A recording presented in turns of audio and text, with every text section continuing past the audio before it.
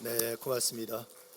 오늘 우리 풀뉴스로 같이 협연한 자매는 우리 한나 자매인데 이제 이번 주 금요일 다시 유학하는 곳에 또 잠깐 방학 때 왔다가 또 돌아갑니다. 잘 마치고 돌아올 수 있도록 기도 많이 해주시길 부탁을 드립니다. 지난 한 해 동안 우리가 사회좋은 공동체라고 하는 표어로 한 해를 우리가 달려왔습니다. 저희 교회가 생명평화정의라고 하는 세 가지 핵심 가치가 있고 그 핵심 가치를 한 해 이렇게 돌아가면서 우리가 표어로 정하고 있는데, 작년은 평화라고 하는 핵심 가치를 가지고 사회좋은 공동체, 그래서 하나님과 사이좋고 이웃과 사이좋고 또 교회와 사이좋은 그런 공동체로 한 해 동안 노력하자 하는 우리가 표어를 갖고 한 해 동안 달려왔습니다. 좀 하나님과도 친밀해지셨나요? 좀 이웃들과도 좀 친해지셨습니까? 세상에 안에서 좀 선한 이웃으로 잘 지내오셨나요? 그럴 수 있었기를 주님의 이름으로 축복합니다. 이제 올해는 우리가 평화가 아니라 생명이라고 하는 핵심 가치를 가지고 한 해를 좀 달려가려고 합니다. 그래서 올해 우리 교회가 정한 표어가 옆에 있습니다. 우리 한 목소리로 같이 한번 읽어볼까요? 시작. 아멘. 생명을 살리는 사랑의 공동체라고 하는 표어를 가지고 한 해 동안 달려가려고 합니다. 왜 생명일까? 오늘은 좀 원론적인 말씀을 통해서 생명이 무엇을 의미하고 또 생명을 소유한 우리들이 어떤 삶을 살아야 되는지에 대해서 성경 말씀을 통해서 같이 나누고 우리가 어떤 것을 결단해야 될지 이 시간 같이 나눠보는 시간을 가지려고 합니다. 하나님께서 세상 모든 만물을 창조하셨죠. 창세기에 보면 이 땅에는 모든 존재하는 것들 마지막 날 인간을 창조하시고 제7일 날 안식하시면서 모든 창조 사역을 마치십니다. 그리고는 인간을 창조하신 이후에 인간에게 하나님이 특별한 축복을 하십니다. 그것이 창세기 1장 28절의 말씀이거든요. 이렇게 말씀하십니다. 하나님이 그들에게 복을 주시며 하나님이 그들에게 이르시되 생육하고 번성하여 땅에 충만하라. 그러니까 인간들에게 주신 축복이에요. 그러니까 생육하고 번성하고 땅에 충만하라. 근데 재미있는 것은 축복의 말인데 명령형입니다. 그렇게 해야 돼 라고 하는 명령이 들어있는 거죠. 그러니까 축복의 말씀뿐만 아니라 이 안에는 하나님께서 우리에게 주신 축복과 더불어 그렇게 살아가야 될 사명도 담겨져 있는 표현이라고 말할 수 있습니다. 하나님 인간을 지으시고 주신 생육하라고 하는 것은 원어를 보면 그냥 열매 맺다, 생명을 낳다, 생산하다 이런 뜻이에요. 그러니까 우리 인간은 때가 되면 결혼하여 아기를 출산하잖아요. 이것이 하나님이 우리에게 주신 축복이라는 거예요. 그리고 그것으로 끝나는 게 아니라 인간은 생명의 소비자가 아니라 생명의 매개자, 즉 생명이 계속 이 땅에 존재하도록 만들어내고 존재케 하는 하나님의 창조 사역을 이어서 그 일을 감당하는 사람들, 존재라고 말씀하는 겁니다. 그것이 우리에게 주신 미션이라는 거예요. 그렇게 따지면 아마 이 젊은 세대들이 이 얘기를 들으면 불편해할 수 있지만 결혼하여 아기를 낳는 것이 축복이기도 하지만 하나님이 주신 우리에게 미션이라는 거예요. 생육하는 것, 계속 생명을 이 땅에 존재토록 하는 그 일들이 하나님에게 우리 주신 미션이라고 말할 수 있습니다. 번성하라고 하는 말씀은 많아지다, 확대되다, 증대되다 이런 뜻인데 단순한 수적으로 증가를 넘어서는 것 이상 질적으로 확장되고 영향력이 확장되는 것을 얘기합니다. 그냥 심플하게 말하면 생명이 이 땅에 태어났습니다. 근데 그 생명이 생명되게 자라가고 확장되는 것을 위하여 돌봄과 양육이 필요하죠. 여기서 말하는 번성이라고 하는 것은 방치가 아니라 양육의 단계, 그래서 생명이 생명되게 하고 더 확장되도록 돌보는 것을 의미합니다. 그러니까 이 말씀 안에는 무엇이 담겨져 있냐면 하나님께서 우리를 번성케 하신다는 거예요. 그 말은 뭐냐면 우리를 양육하시듯 우리를 돌봐주시고 때를 따라 도와주시고 늘 필요를 공급해 주시는 은혜로 함께 하신다는 거예요. 그래서 우리가 번성하게 된다는 거죠. 우리가 그렇게 된 것처럼 생명이 번성하도록 우리는 그 삶을 살아갈 수 있어야 된다라고 말씀하신 거예요. 세 번째, 충만하라고 하는 말은 가득 채우다, 가득 차게 하다 이런 뜻인데 이 단어가, 이 동사가 어디에 쓰이냐면 하나님께서 흑암 위에 운행하시면서 무질서를 혼돈을 질서로 만드는, 즉 물과 땅과 바다를 가르시고 하늘과 땅을 가르시면서 막 혼재되어 있던 것들을 질서 있게 만들 때 사용됐던 단어입니다. 다른 말로 표현하면 혼돈과 공허한 세상을 생명과 질서로 창조하는 행위를 얘기를 해요.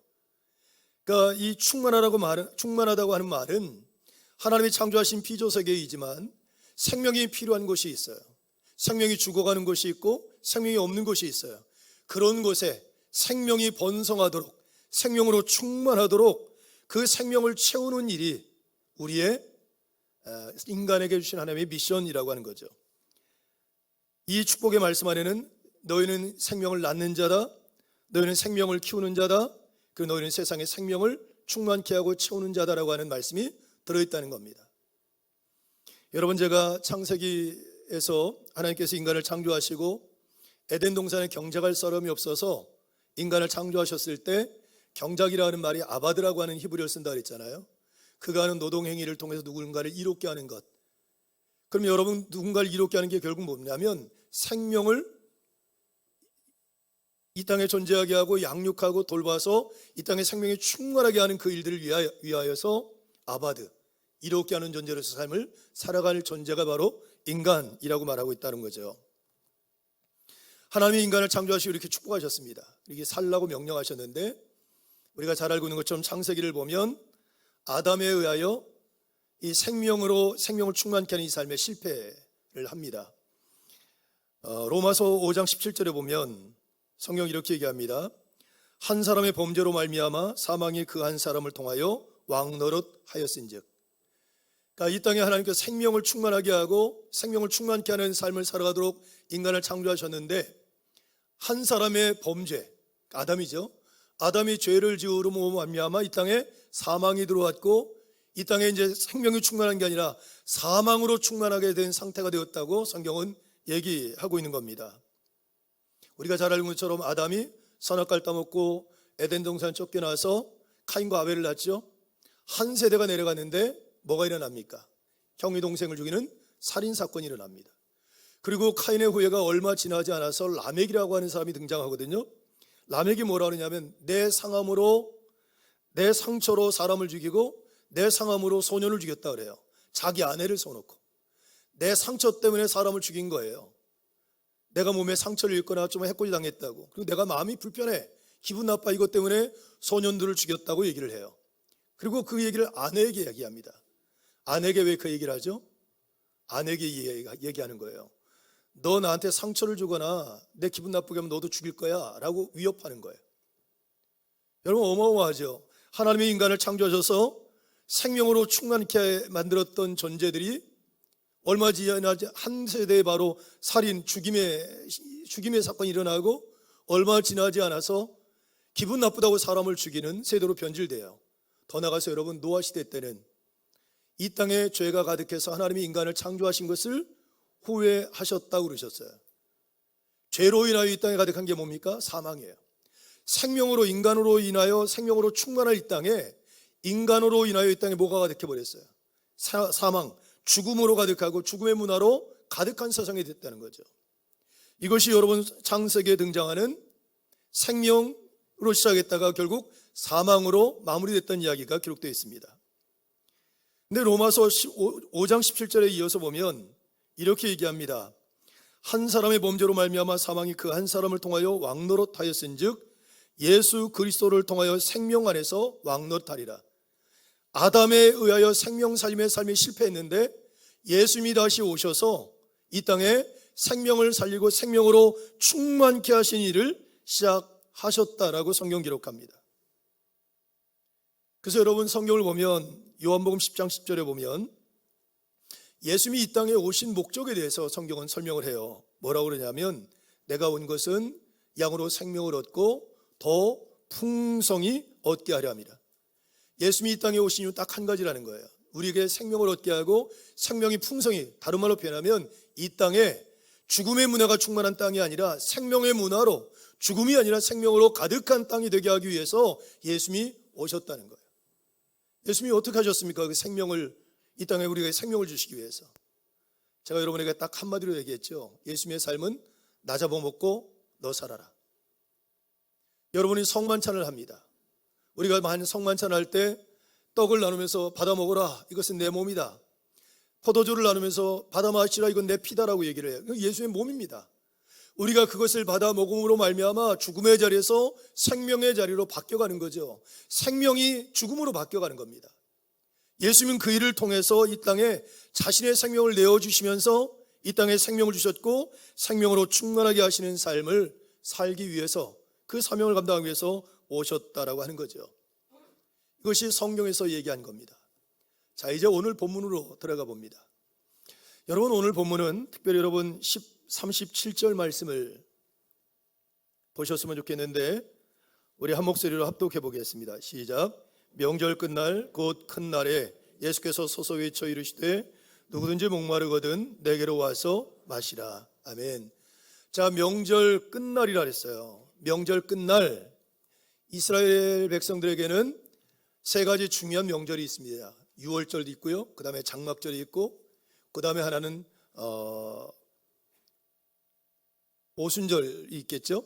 근데 여기에서 이 명절은 뭘 얘기하면 장막절, 다른 말로 표현 초막절, 우리로 말하면 추수감사절이라고 말할 수 있습니다. 이 초막절의 유래는 이스라엘 백성이 40년 광야길을 지나잖아요. 40절 광야길을 지나는 동안 그들이 하나님의 은혜 가운데 광야를 지나서 가나안 땅에 들어갔습니다. 매일매일 만나를 먹여주시죠. 또 반석에서 물이 나게 해서 물을 마시게 하죠. 구름기둥 물기둥으로 지켜주시죠. 그 광야 40년 길을 지나가는 그 시간들이 하나님의 은혜 없이는 지나갈 수 없었던 겁니다.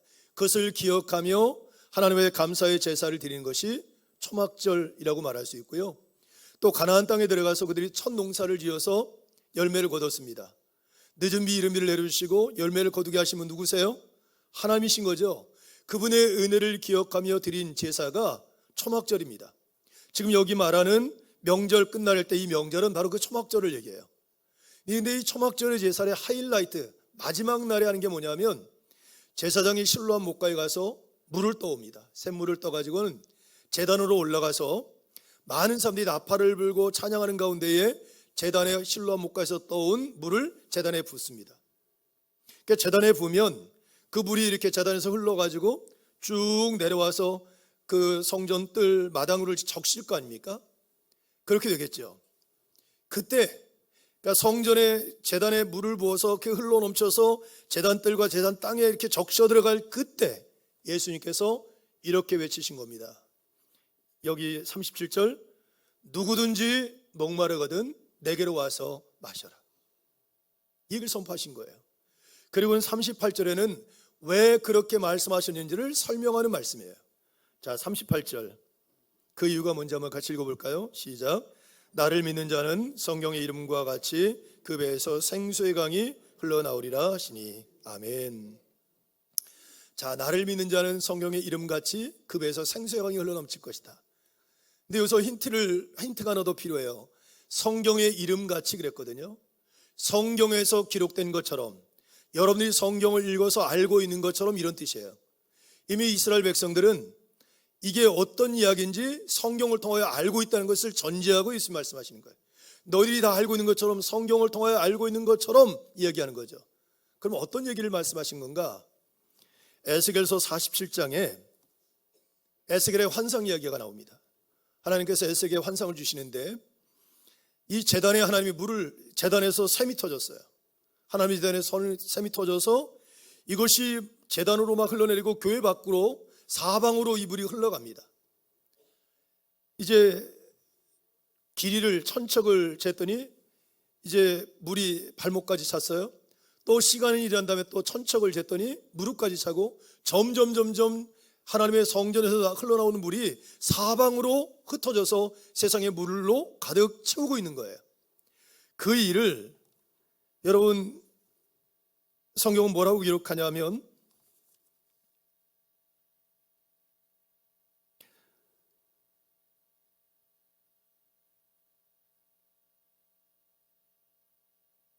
에스겔서 47장 9절, 이 강물이 이르는 곳마다 번성하는 모든 생물이 살고 또 물고기와 심이 마르니 이 물이 흘러 들어가므로 바닷물이 되살아나겠고 이 강에 흐르는 각처의 모든 것이 살 것이며 12절, 그 물이 성소를 통하여 나옵니다. 그러니까 이 물이 흘러가는 곳마다 모든 생명들이 살아나고 심지어 바다에 닿으면 바닷물까지 살아난다는 거예요. 근데 이 물이 어디서부터? 성전에서부터 흘러나왔다는 얘기를 하는 거예요. 이걸 이스라엘 백성들이 알고 있는 거죠. 너희들이 성경을 통하여 알고 있는 것처럼 너희들 배에서 생수의 강이 터져 나올 것이다. 어떤 사람에게? 야, 나를 믿는 자, 예수 그리스도를 믿는 자들에게는 그런 은혜가 임할 것이다. 성전에서 샘물이 터져가지고 성전 안에 그 샘물로 충만하고 온 땅에 샘물이 흘러가서 생명들이 살려내는 것처럼 너희들도 예수 그리스도를 통하여 너희 안에 샘물이 터지고 그것이 흘러나서 수많은 존재들을 살리는 존재가 될 것이다 하는 말씀을 주고 있는 거예요. 그게 오늘 말씀입니다. 여기서 믿고 있는 자라고 하는 믿는다, 예수를 믿는다고 했을 때 이 믿는다는 말이 되게 중요한 말인데 이례적 결단을 얘기하는 게 아니고요, 관계적 지속적 믿음을 얘기합니다. 다른 말로 표현하면 그냥 한 번 믿는 게 아니라 어느 시간이든 어느 장소에서든 예수를 믿는 것, 그럴 때 우리 안에 예수 생명이신 그분이 내 안에 계심으로 말미암아 늘 우리가 그 믿음 안에 살아갈 수 있음을 얘기하는 겁니다. 여러분 39절 한번 보셨으면 좋겠어요. 제가 읽어드립니다. 이는 그를 믿는 자들이 받을 성령을 가리켜 말씀하신 것이라 그랬어요. 그러니까 내 배에서 생수강이 터져서 흘러넘치리라고 하는 얘기는 내 배의 생수, 이 생수를 뭘 얘기하냐면 예수님이 곧 목마른 자는 내게 오라 말씀하신 것, 예수님이 생수라고 말씀하신 건데 여기 말씀처럼 성령님도 예수님의 영이시잖아요. 아직 오지 않으셨잖아요. 예수 믿는 사람들에게 성령이 그들에게 임해서 생명의 근원 되신 예수님이 우리 안에 계신 것처럼 우리 안에 생명의 물이 솟아나서 우리를 살아있는 존재가 되게 하고 이것이 흘러넘쳐서 모든 생명들을 살아나게 할 것이다 이 얘기를 하시는 거죠. 예수 믿을 때 성령이 우리 안에 임재하고 그로 말미암아 우리가 살아있는 존재가 되고 생명 살리는 존재가 될 것이라는 말씀을 주고 있는 겁니다. 그러면 여러분 여기서 말하는 믿는다라는 말이 제가 지속적이라고 했잖아요. 시간과 장소와 공간의 확장을 얘기를 해요. 여러분 특정한 시간에만 예수 믿는 거, 특정한 장소에서만 예수 믿는 게 아니라 여러분이 교회 안에서만 예수님을 고백하고 예수 믿는 게 아니라 교회만이 아니라 가정과 일터와 세상 속에서도 여전히 예수를 믿는 사람으로 예수를 나의 구주로 영접하고 그분을 기억하고 그분의 뜻대로 삶을 살아가는 것으로 모든 시간 주일만 주님을 기억하고 주님을 믿는 믿음이 아니라 여러분이 살아가는 일상의 모든 시간들이 다 예수 그리스도를 구주로 영접하고 고백하고 그 믿음을 가지고 삶을 살아갈 때에 내 안에 생명의 섬이 터져나서 그것이 흘러넘친다는 얘기를 하는 겁니다. 그 믿음이 우리 안에 있어야 된다는 얘기를 하는 거죠. 요한복음에 보면 이것을 요한 사도는 뭐라고 비유하냐면 나는 포도나무요 너희는 가지니라고 얘기해요. 가지가 포도나무에 붙어있지 않으면 바뀌어버리죠. 말라지나니 그냥 불태워질 존재라는 거죠. 죽어진다는 거예요. 그러나 여러분 포도나무에 가지가 붙어있으면 열매를 많이 맺는 존재가 된다는 말씀하죠. 관계를 얘기하는 겁니다. 예수 그리스도를 믿는 믿음이 순간적인 게 아니라 어떤 상황이 되면 예수님을 잃어버리는 존재가 아니라 어떤 상황이든 어느 자리에 있든 하나님을 기억하고 믿음으로 삶을 살아가는 사람들은 그 안에 생명으로 충만해지고 그 생명이 흘러넘쳐 주변의 생명들을 살리는 존재가 될 것이라 하는 거죠. 여러분 이것이 성경에서 우리에게 얘기하는 예수 그리스도를 구주로 영접한 우리들이 왜 생명의 가치가 중요한지, 왜 생명으로 우리가 삶을 살아야 되는지에 대해서 말씀하고 있는 내용이라고 말할 수 있습니다. 그렇다면 우리가 살고 우리 그리스도인들이 어떤 삶을 추구하며 살아야 될까? 지금 우리 시대에 저는 먼저 진단해 볼 필요가 있다고 생각해요. 우리가 살고 있는 시대에는 어떤 시대인가? 마태복음 24장 6절로부터 12절에 보면 마지막 말세에 일어날 일들에 대한 얘기를 하시거든요. 24장과 25장에는 그 마지막 심판의 때에 대한 얘기를 말씀하시는데 마태복음 24장 6절로부터 12절에 이렇게 말씀을 기록합니다. 제가 읽어드릴 텐데 한번 들어보십시오. 난리와 난리 소문을 듣겠으나 너희는 삼가 두려워하지 말라. 이런 일이 있어야 하되 아직 끝은 아니니라. 민족이 민족을, 나라가 나라를 대적하여 일어나겠고 곳곳에 기근과 지진이 있으리니 이 모든 것은 재난의 시작이니라. 그때 사람들이 너희를 환난에 넘겨주겠으며 너희를 죽이리니 너희가 내 이름 때문에 모든 민족에게 미움을 받으리라. 그때 많은 사람들이 실족하게 되어 서로 잡아주고 서로 미워하겠으며 거짓 선지자가 많이 일어나 많은 사람을 미혹하겠으며 불법이 성함으로 많은 사람의 사랑이 식어지리라. 다른 말로 표현하면 이 땅에 뭐가 가득하다는 거예요? 마지막 때에 죽음이 가득하다는 거예요. 죄의 권세가 충만하고 죽음으로 가득한, 생명으로 가득하던 이 땅이 노아 시대에 하나님께서 인간을 창조하신 것을 후회하실 만큼 죽음으로 가득한 세대가 될 것이다. 서로 잡아 죽이고 미워하고 증오하고 사랑은 사라져버리고 불의한 자들이 와서 사람들을 현혹하고 미혹한 일들이 계속 일어날 거라는 거예요. 마지막 시대가 그렇다는 겁니다. 그럼 여러분, 우리가 살고 있는 지금 이 시대, 여러분이 살고 있는 시대는 어떻다고 생각하십니까? 조심스러운 얘기지만 다시 죄로 인해서 죽음의 문화가 지배하던 시대로 회귀한 듯한 모습들이 우리 사회에서 곳곳에서 일어나고 있습니다. 지금 우리 시대는 그 어느 때보다도 강한 국가의 폭력, 권력자들의 폭력으로 인한 무고한 살인과 죽음이 우리 사회에서 곳곳에서 일어나고 있음을 우리는 봅니다. 러시아와 우크라이나의 전쟁, 어마어마한 사람이 죽음을 당합니다. 지금도 3년이 넘도록 그 전쟁이 끝나지 않고 있습니다. 이스라엘이 팔레스타인을 침략해서 수많은 사람들의 목숨을 뺏고 그들의 삶의 도전을 빼앗아버린 일들도 지금 현재도 진행형입니다. 미얀마의 군부가 쿠데타를 일으켰습니다. 아직도 거기에는 수많은 소수민족들이 죽임을 당하고 있고 그 시체들이 그냥 길거리에 널브러져 있는 상황이 지금도 전개되고 있습니다. 미국이라고 하는 나라가 베네수엘라를 침략해서 대통령을 붙잡아 갔습니다. 힘이 있는 이들에 의한 폭력으로 인해서 세상 곳곳에서 전쟁이 일어나고 수많은 목숨을 잃어가고 있습니다. 우리나라의 큰 기업 하나가 노동자들의, 근로자들의 죽음, 노동자들의 어떤 일에 대한 복지 이런 것들을 신경 쓰지 않고 사회적 책임을 다하지 않는 것들 때문에 심각한 사회적 문제가 됐습니다. 사회적인 문제가 되고 계속 여러 가지 일들이 있음에도 불구하고 책임을 회피하고 책임지려고 하지 않는, 특히 자본의 논리와 개인적 어떤 회사의 이득만을 생각하는 그런 안타까운 모습이 우리 사회에 일어나고 있고요. 생명을 경시하고 사람의 인권을 존중하지 않는 모습들이 우리 사회의 곳곳에서 일어나고 있습니다. 여러분, 어제 교회 앞에 이렇게 중앙분리대가 있죠. 근데 새로 된 데 말고 플라스틱으로 쭉 연결된 데가 있습니다. 저기 광장동부터 시작해서 쭉 되어 있는데 어제 거기 보니까 다 이렇게 자빠졌어요. 차로 누가 밀어버린 것처럼 쫙 누웠어요. 그래서 저걸 교체하려고 그랬나 보니까 교체한 게 아니고 다 좌우로 다 넘어져 있어요. 교역자들끼리 이게 무슨 일인가 라고 의논하다가 결론은 뭐냐면 지난 밤에 바람이 거의 어마어마한 바람이 불어서 그 바람 때문에 다 넘어져 버린 거예요. 그 바람을 경험해 본 적이 없을 만큼 큰 바람이 분 거죠. 그런 것들이 왜 생깁니까? 인간의 탐욕과 욕망으로 인해서 환경이 파괴됨으로 말미암아 기후재앙이 일어나는 거예요. 우리 사회 곳곳에서 여러분, 생명의 문화가 생명이 가득한 게 아니라 죽음의 문화가 가득하고 죽음이 충만한 세상이 되어버렸어요. 내가 살기 위해서 누군가를 죽이는 일, 내가 더 많은 것들을 소유하기 위해서 누군가를 박해하고 누군가의 권리를 빼앗는 일 전혀 꺼리낌 없이 하는 사회가 세상이 되어버렸다고 말할 수 있습니다.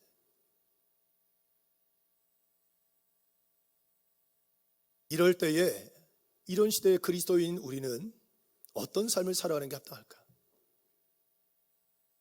여전히 우리도 누구처럼 더 많은 것을 소유하기 위해서 누군가를 빼앗고 나를 안전하게 누군가를 죽이고 해치는 일에 나도 참여해야 되나? 죽음의 삶을 살아야 됩니까? 하나님께서 우리를 창조하신 목적대로 우리가 살다가 실패했지만 다시 예수님이 오셔서 우리에게 다시 생명을 주시고 생명으로 살리는 삶을 살아가도록 우리에게 미션을 주셨다면 저와 여러분은 죽음의 문화가 가득한 세상 안에서도 우리는 생명 살리는 삶을 살아갈 수 있어야 된다는 거예요.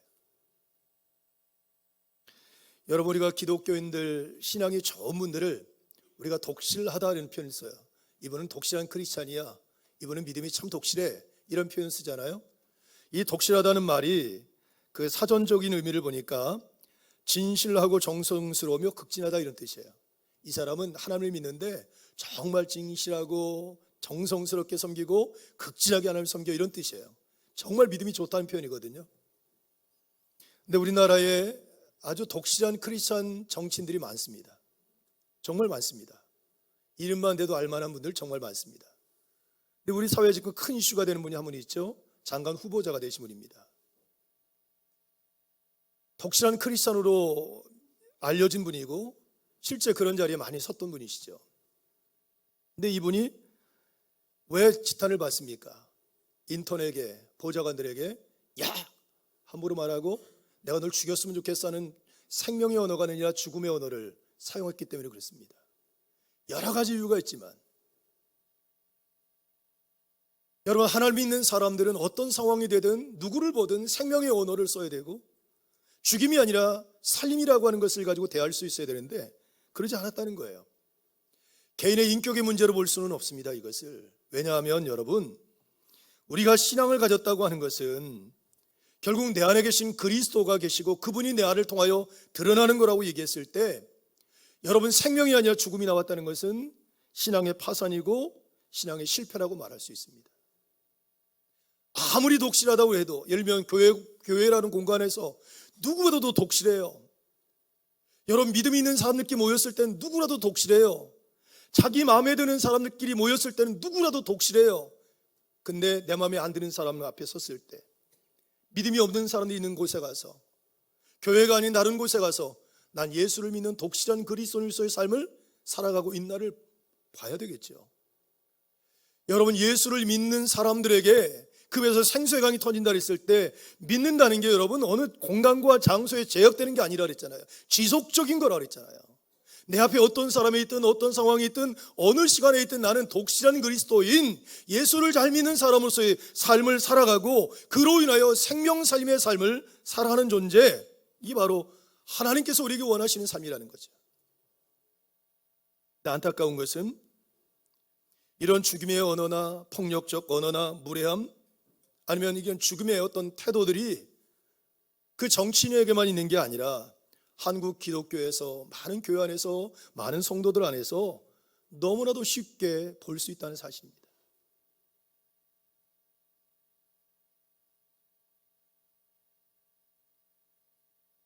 사랑하는 성도 여러분, 우리 그리스도인, 저와 여러분 그리스도인입니다. 우리의 말과 선택이 생명을 낳고 있는가? 나의 말과 선택이 생명을 살리고 있는가? 나의 말과 선택이 생명이 필요한 곳에 생명으로도 가득 채우는 일들을 하고 있는가를 점검해 보셨으면 좋겠어요. 교회는 생명을 낳고 생명을 키우고 세상을 생명으로 채우는 공동체로 부름받은 곳이기 때문에 그렇습니다. 믿음을 가진 그리스도인들도 마찬가지, 교인들이 있는 곳에, 그리스도인들이 있는 곳에 생명들이 살아나고 사람이 살아나고 세상이 다시 생명으로 충만해지는 것이 돼야 한다고 생각을 해요. 그런 의미에서 우리 교회가 생명이라고 하는 가치를 잡은 겁니다. 생명을 살리는 사랑의 공동체. 그러니까 여러분, 2026년도에는 이 두 가지를 결단했으면 좋겠어요. 첫째는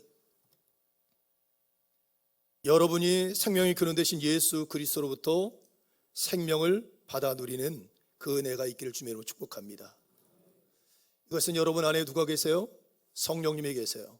그분을 늘 의식하고 그분을 의지하고 그분과 동행하는 믿음으로 삶을 살아갈 때에 여러분 안에 마르지 않는 샘물이 터지는 것처럼 여러분을 살아있는 존재로, 생명력 있는 존재로 만들어가게 될 줄로 믿습니다. 예수님을 잘 믿는 겁니다. 특정한 장소에서만 예수 잘 믿지 마십시오. 교회에서만 예수 잘 믿는 것 가지고는 안 됩니다. 여러분 가정, 세상에서도 여전히 예수님 잘 믿는 사람으로서의 삶을 살아가실 수 있어야 돼요. 누구보다도 살리는 삶을 살아갈 수 있었으면 좋겠습니다. 여러분, 내가 가지고 있는 지위, 권력, 힘, 이걸 가지고 살리는 삶을 사셨으면 좋겠어요. 두 번째는 여러분 안에 있는 그 생명을 흘려보내서 생명을 살리는 삶을 살아가는 존재가 되어 있는데 한 해 동안 열심을 내어 주셨으면 좋겠습니다. 돈, 시간, 여러분의 지위, 힘, 재능, 이 모든 것들을 생명 살리는 데 사용하는 겁니다.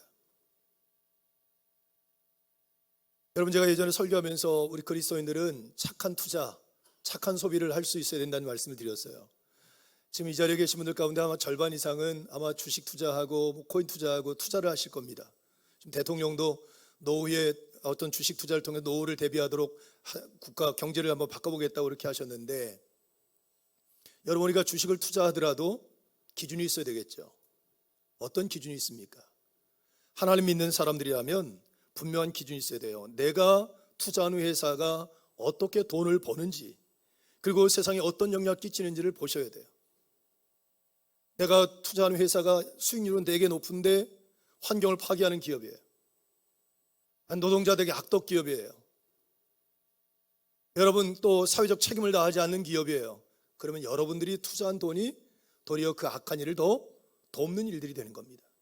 좀 손해를 보더라도 여러분, 좋은 기업, 사회적 책임을 다하고 환경적인 일들을 잘 감당하는 그런 기업에 투자하는 것이 합당하다는 거예요. 여러분, 착한 소비, 요즘에 욜로 시대 아닙니까? 모든 소비가 자기중심적인 거예요. 자기 만족하면 돼요. 근데 여러분, 그리스도인들은 그걸 넘어서셔야 돼요. 내가 이 물건을 사서 사용할 때 그때 이것이 누군가에게 어떤 영향을 끼칠까를 생각해 보셔야 돼요. 예를 들면 개발도상국에서 가난한 농민들이 농사를 지어서 제값을 받지 못하고 물건을 납품한 것을 우리는 받아 사용합니다. 예를 들면 커피 같은 것. 근데 우리가 그걸 사 먹으면 사 먹을수록 제3세계 가난한 농부들은 더 어려워집니다. 조금 어렵고 조금 돈을 더 비싸게 내더라도 공정무역, 그들에게 정당한 보상을 하고 내가 돈을 조금 더 내더라도 그 노동자들 아니면 농부들에게 정당한 보상이 가도록 한 물건을 사주는 게 여러분 생명 살리는 일에 참여하는 거예요. 여러분이 물건을 쓸 때 친환경적인 제품들을 사용하는 것, 아동들의 노동을 착취해서 만든 브랜드의 제품을 사용하지 않는 것, 여러분 이런 모든 것들이 실은 생명 살리는 일에 참여하는 겁니다. 소비는 소비로 끝나지 않고 여러분 그것과 연결되어 또 다른 생태계를 영향을 끼치기 때문에 그렇습니다. 제가 이렇게 얘기하면 목사님, 소비하고 투자하는 건 신앙의 영역 바뀌죠, 이런 분들 계세요. 네, 여러분, 하나님 믿는 그리스도인들이 여러분 소비하지 않고 투자 안 합니까? 그럼 소비하고 투자할 때 이건 세상 영역 바뀌니까 믿음과 상관없어 그러고 세상의 기준 가지고 합니까? 이거는 세상 영역이야 금을 굴 수 있나요? 아니요. 우리 삶 전체가 하나님의 영역인데, 세상 모든 만물을 하나님 다스리시는데 그 안에서 하나님이 내게 주신 것 가지고 내가 삶을 살아가는 거예요. 어떤 선택을 할 것인가, 그 기준이 정말 중요하죠. 여러분, 소비하는 것과 투자는요, 우리 삶의 가장 일상적인 일들입니다. 날마다 반복되는 건데 만약에 이 반복되는 일들이 신앙적이지 않으면 여러분 삶의 90%는 신앙과 상관없는 삶을 살아가는 거예요. 착한 투자, 착한 소비를 할 수 있어야 됩니다. 전 여러분 올 한 해 조금 노력하셨으면 좋겠어요. 지금까지는 그냥 편한 거, 내가 좋은 거, 나에게 이익이 되는 거가 기준이 돼서 옮겼다면 이제는 생명 살림, 내가 이렇게 했을 때 누군가에게 어떤 영향이 갈까를 생각해보고 이것이 누군가에게 생명을 살리고 누군가를 더 살아나게 하고 누군가의 소망을 줄 수 있는 일들이라면 여러분 조금 불편해도 조금 손해를 보더라도 그 일을 선택할 수 있기를 주님으로 축복합니다. 왜 그렇습니까? 예수님은요, 나 잡아먹고 너 살아 그러셨어요. 자신을 내어주시면서 우리에게 생명 주셨단 말이에요. 조금 손해보는 거, 조금 불편한 거, 뭐가 중요해요? 그렇게 해서 누군가가 살아나고 정말 생명이 필요한 곳에 생명이 살아날 수 있다면 여러분 그것은 하나님 보시기에 합당한 삶의 모습이라고 생각합니다. 저는 2026년도 올 한 해 동안 여러분들이 말하는 것, 또 여러분 판단하고 결정하는 것을 통해서 여러분 주변에 생명들이 살아나고 더 풍성해지는 은혜가 있기를 축복합니다. 말을 잘합시다. 여러분 말 한마디 때문에 어떤 사람은 세상 살맛 안 나고 살 소망도 잃어버리는 사람도 있을 수도 있고요. 여러분의 말 한마디 때문에 어떤 사람은 살 소망도 얻고 힘과 용기를 얻고 살맛 나는 인생으로 바뀌는 일도 일어날 수 있어요. 생명의 언어를 사용하고 이 땅에 생명이 충만하도록 하는 삶을 살아가는 일에 우리 결단하고 그래 노력하는 한 해가 될 수 있기를 주님의 이름으로 축복합니다. 기도하겠습니다.